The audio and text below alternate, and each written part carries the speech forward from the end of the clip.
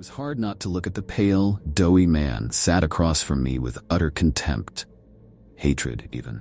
His entire frame seemed to roil and bubble with each shuddered and exasperated breath. Beads of sweat cascaded down his bald head, rounding his jiggling jowls and the folds of his neck, dampening the tightly buttoned collar of his too small dress shirt.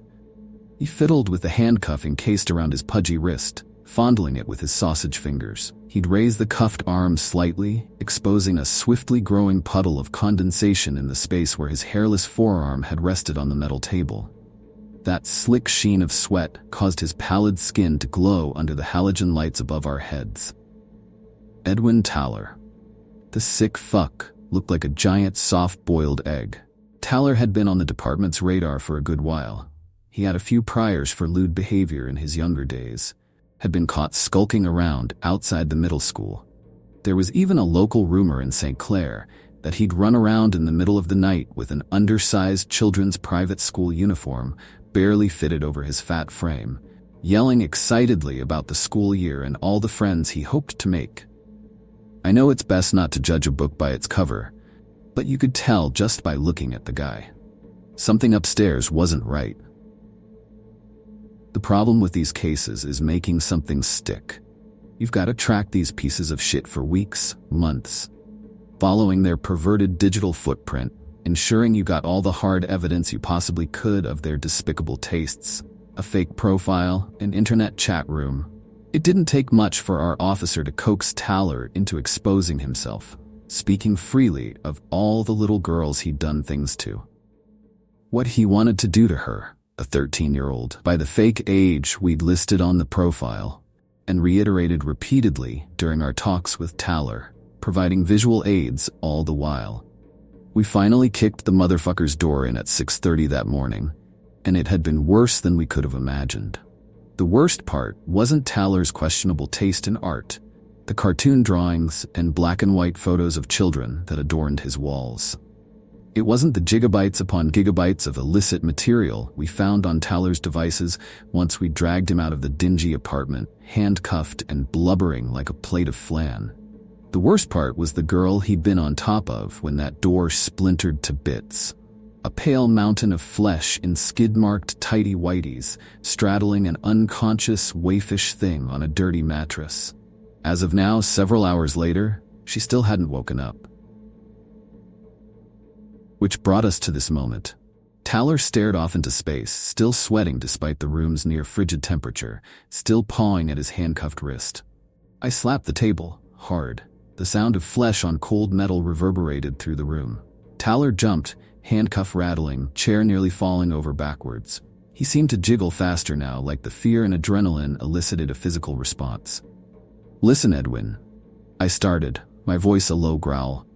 "We've got you dead to rights. We've got your messages with our agent, the one that you thought was a 13-year-old. Thaler's white face reddened with shame. "You were on top of that poor girl. We've looked at your computer. We can sit here and play with ourselves for all I care. But if you've got any interest in making things even a little better for yourself, now's the time to start cooperating." Thaler kept his eyes downcast, fixed on the floor. His shaky breathing the only response to my tirade. The truth was, we did need the fat man to start spilling his guts. So far, we hadn't been able to find any information on the girl while she remained in his unconscious state. She didn't match the physical description of any missing kids in any local municipalities. Until she came to, Thaler was our only shot at getting anything. "The girl," I shouted. "Where did she come from? Who is she?" A grimace crossed Thaler's face. His round head began to shake from side to side. Finally, he spoke. "I guess she's still asleep then."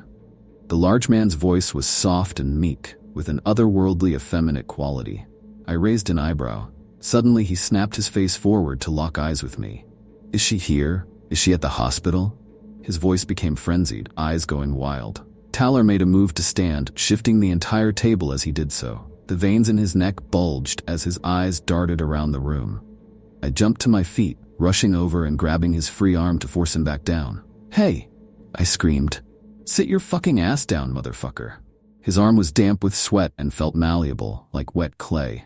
Thaler did as he was told, but that manic look didn't leave his eyes. Please, please, he murmured as he returned to a seated position. You have to keep her mouth covered. Keep her eyes closed. Keep her restrained.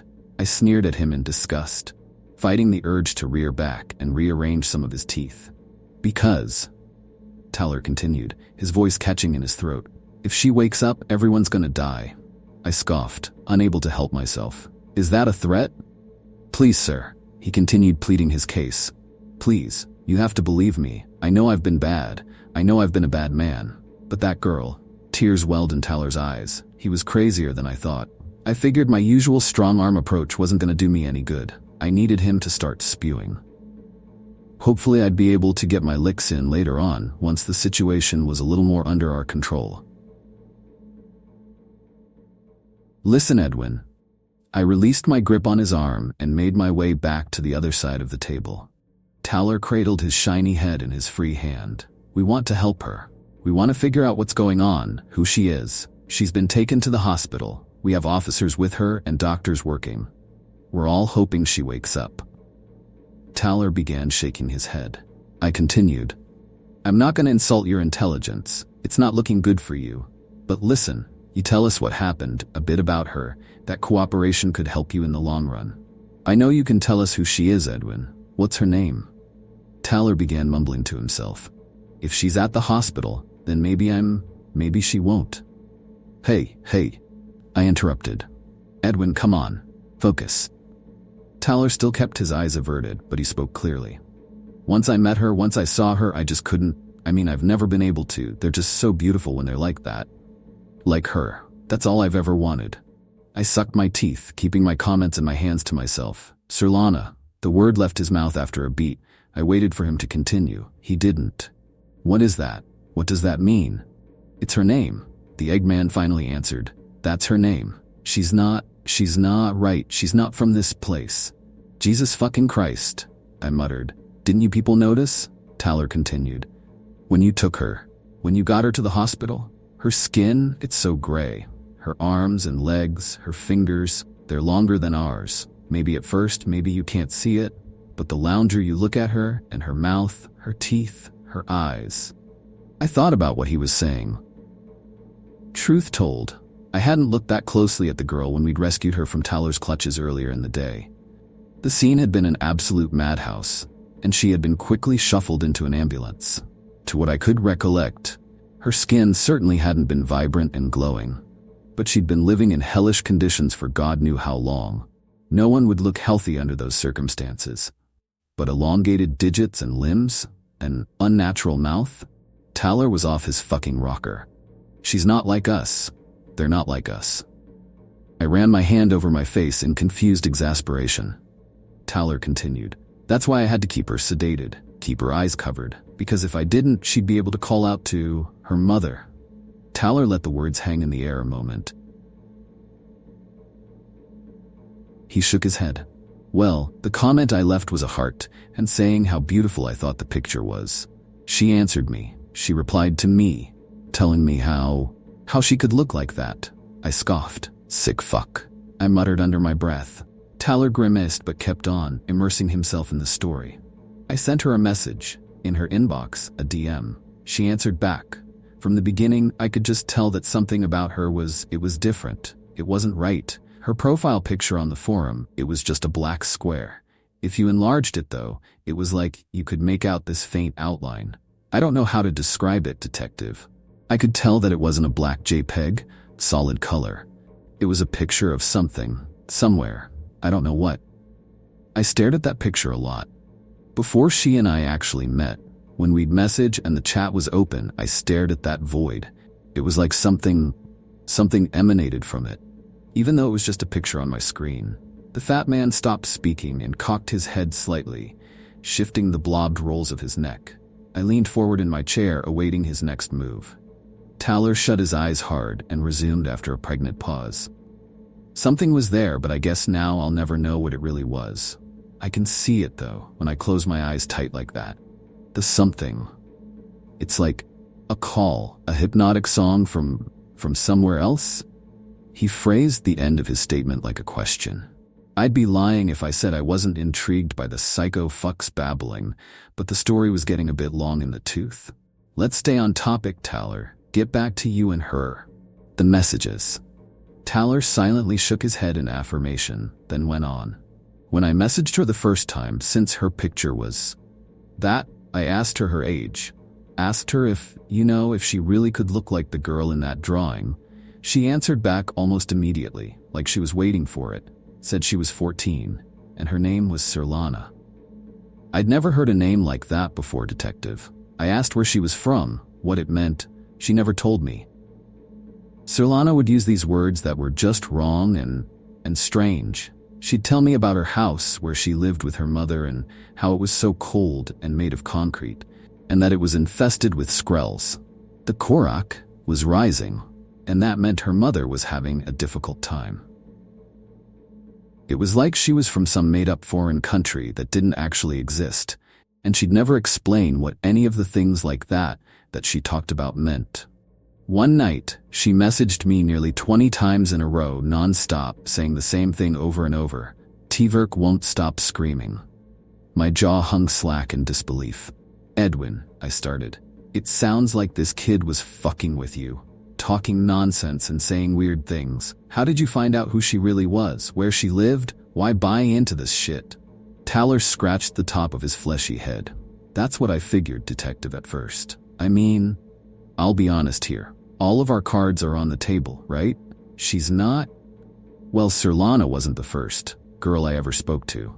And even with all of the strangeness, the reason I got so wrapped up was when I saw her.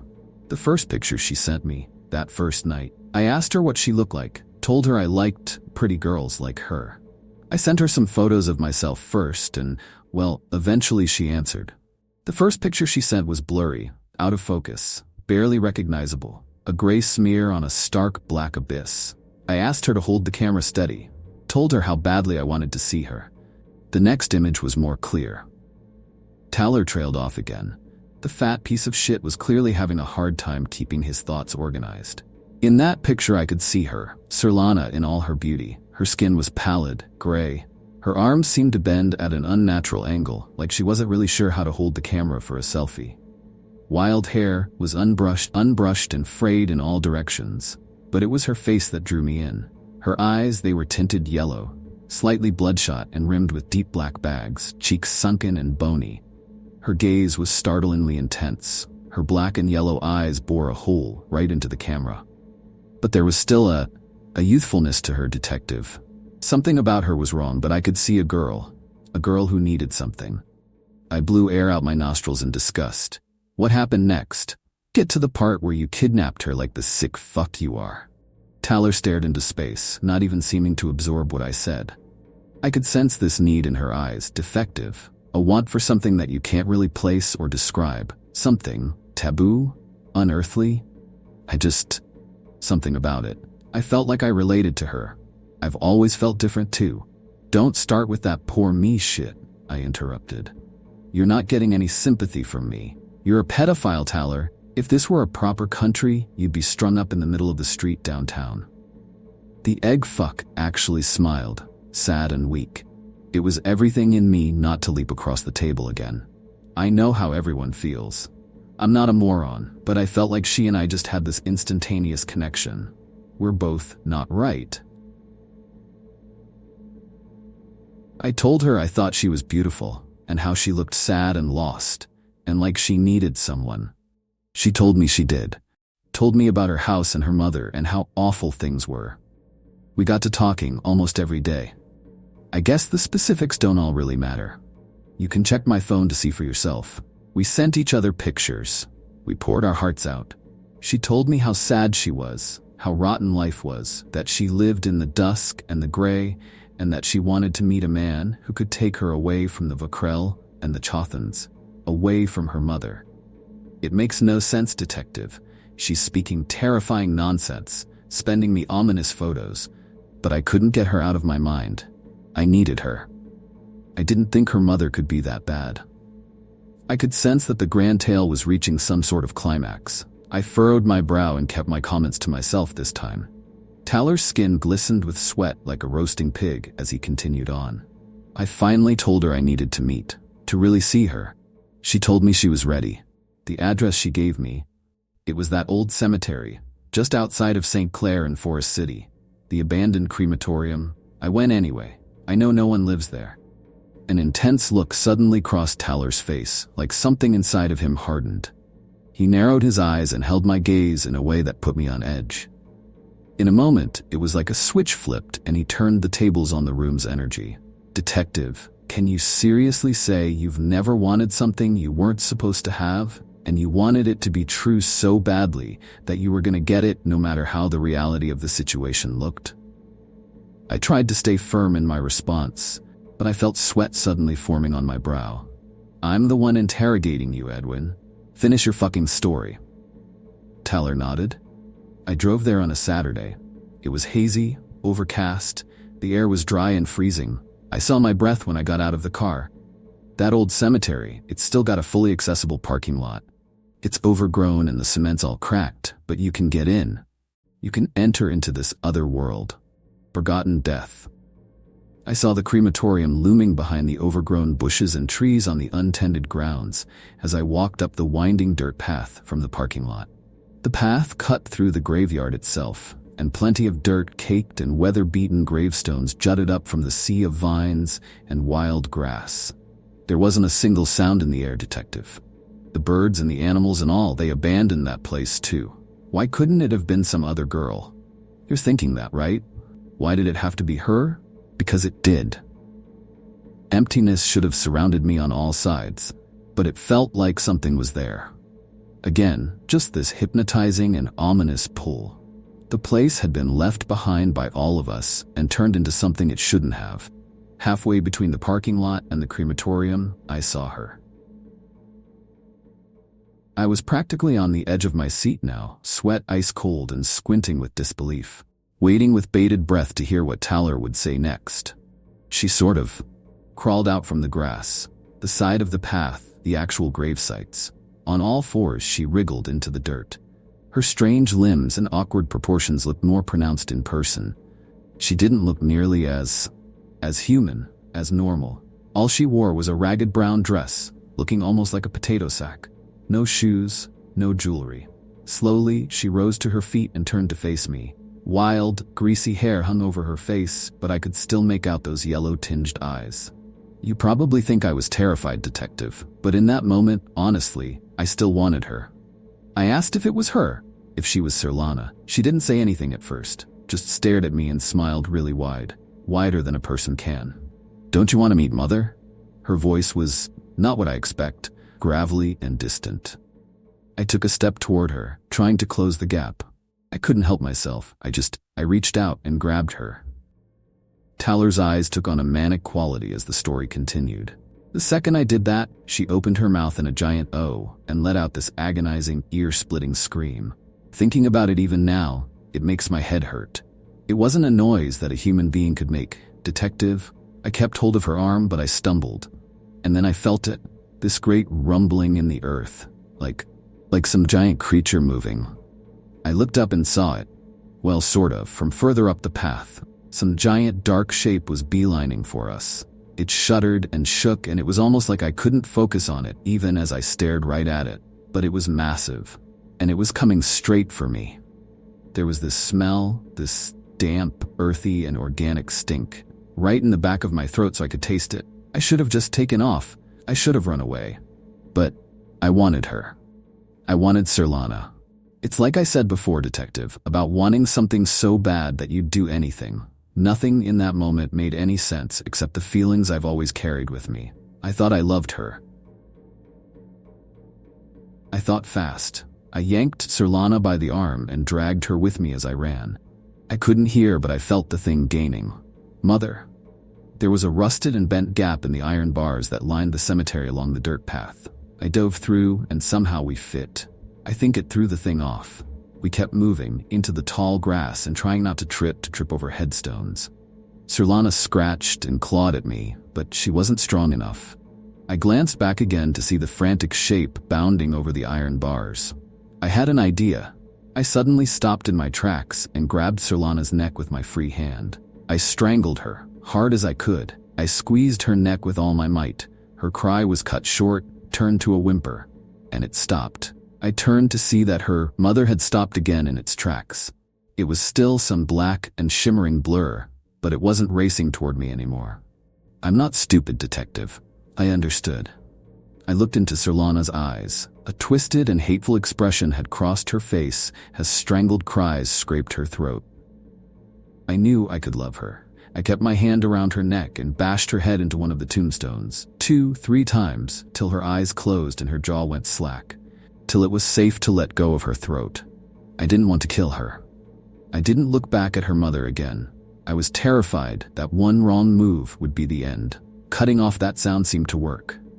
It was like, I'm not sure if that's the way they communicated, or if Sorlana was the one giving her mother the orders. She had certainly been telling the truth about her mother being a difficult person to live with. I took the long way out of the cemetery and wrapped Sorlana up with some duct tape I had in the trunk. We went home. I know you're judging me, but she was mine. She'd called me there. Even encountering her mother, even all the wrongness and weirdness, she was mine. I needed her. I'd never meet another girl like her. When I got her back to the apartment, I kept her on a steady diet of Xanax and other sedatives. I didn't want to risk what would happen if she woke up, but I loved her so much. Our time together, it really was paradise. Then you guys kicked in my door. Even having Sorlana wasn't enough, I guess. I wanted more.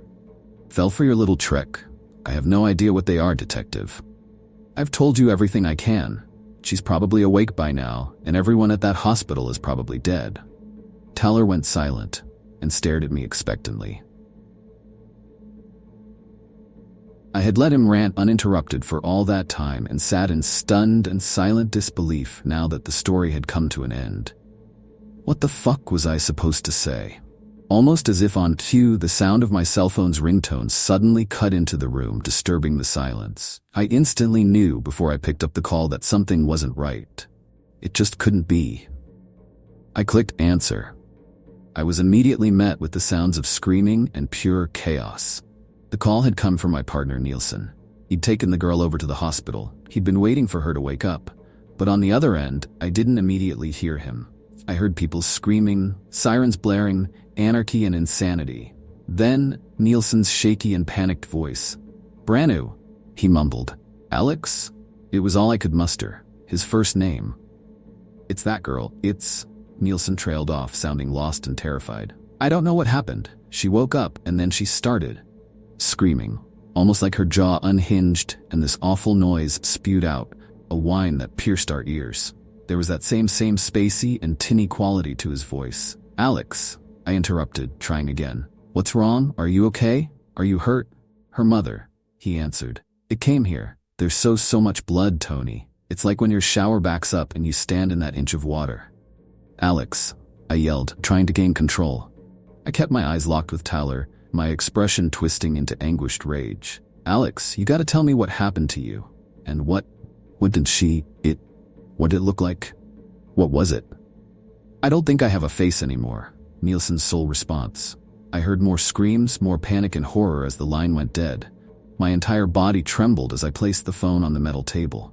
Tyler had a look of genuine sympathy, mixed with fear, plastered on his fat mug. "I tried to tell you," he offered lamely. I shook my head but said nothing, shock and disbelief overtaking me. "Detective, we don't know when it's coming here. Whatever it is, we could call the National Guard. We could call someone. We can get away." I ran my hand over my face, frustration and fear building. Tyler had been telling the fucking truth. That was the only option. I just knew now that he was right. Those things would be coming here. Whatever they were. Sorlana and her mother. They hadn't gotten what they wanted to begin with. And now we'd piss them off even more. Maybe we still had the chance to get away. I stood, walking over to Tyler as I readied the handcuff keys to set him free. A flash of hope crossed the Eggman's face. I stopped. I stared at him in all his foul and pasty repulsiveness.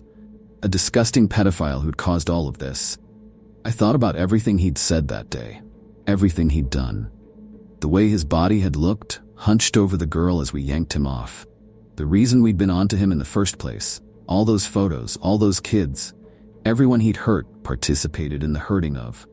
The man who'd wanted a little girl so badly that he stole one from a monster. I put the keys back in my pocket. Taller's face sunk. He knew instantly. His mouth fell agape in terror, eyes opened wide.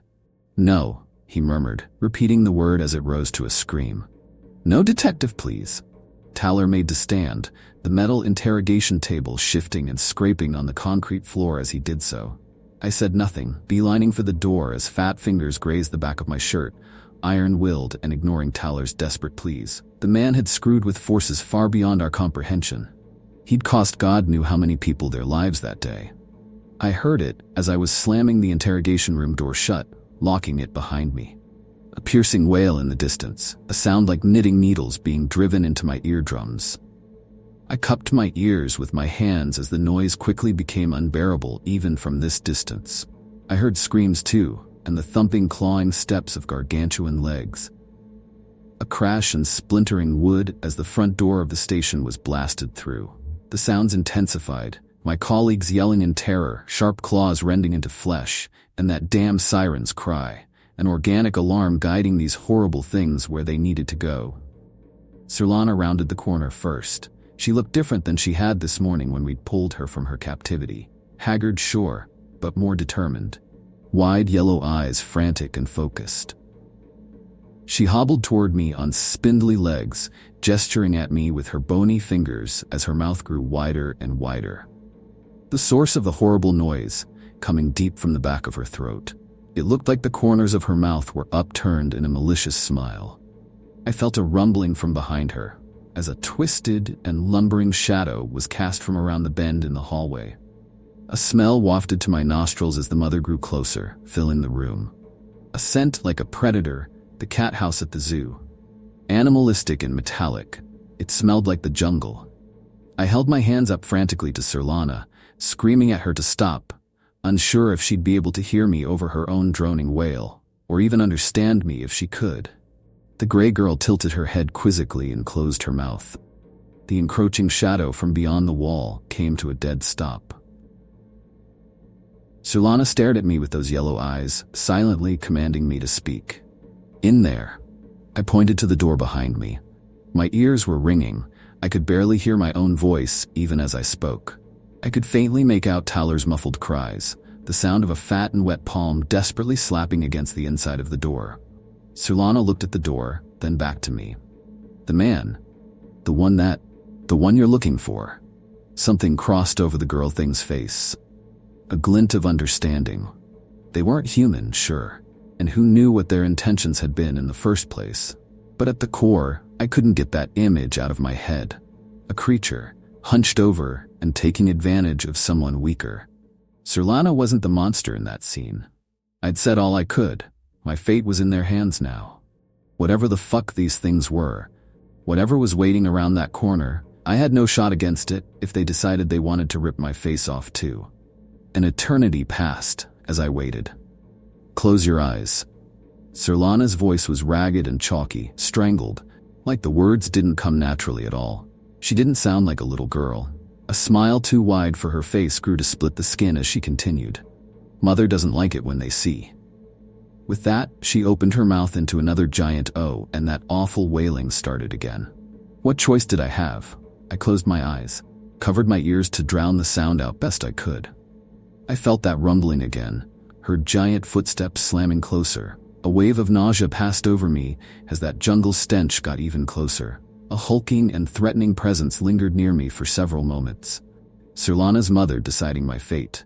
Part of me wanted to open my eyes.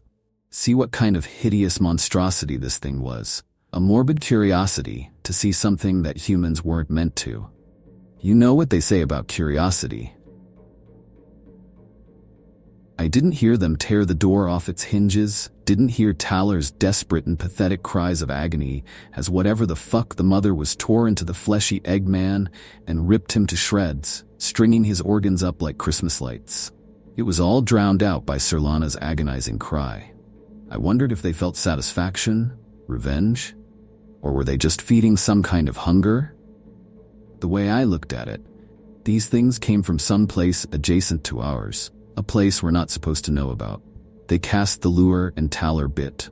But he was a little too smart, a little too much of a monster himself, made theirs and all of our lives a little more terrible.